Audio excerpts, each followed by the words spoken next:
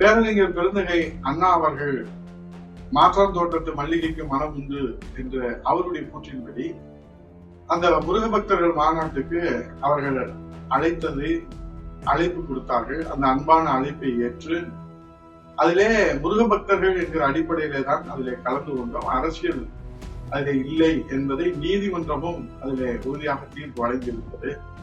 ஆனால் அதிலே ஒளிபரப்பப்பட்ட அந்த ஏவியை பொறுத்தளவில் அந்த வீடியோ ஒளிபரப்பிலே பேரறிஞர் அண்ணா, தந்தை பெரியார் குறித்து அவதூறுகள் பரப்பப்பட்டுள்ளதாக இப்போது பரபரப்பாக செய்திகள் வெளியாகி விவாதம் பண்ணி அண்ணா திராவிட முன்னேற்ற கழகத்திலே அவதூறுகளை அள்ளி தெரிவிக்கிறார்கள். அதை தெளிவாக நாங்கள் சொல்லியிருக்கிறோம். அனைத்து இந்திய அண்ணா திராவிட முன்னேற்ற கழகம் ஒரு நாளும் கொள்கையை, லட்சியங்களை, கோட்பாடுகளை விட்டுக் கொடுக்காது. இது தமிழ்நாட்டு மக்களுக்கு நன்றாக தெரியும். ஏன் ஆளுகிற திமுகவுக்கும் நன்றாக தெரியும். ஆனால் அண்ணா திராவிட முன்னேற்ற கழகத்தின் மீது அவதூறு பரப்புவதற்கு ஏதாவது சாக்கு போக்கு கிடைக்காதா என்கிற வகையிலே தான் அவர்கள் தொடர்ந்து அவதூறுகளை பரப்புகிறார்கள்.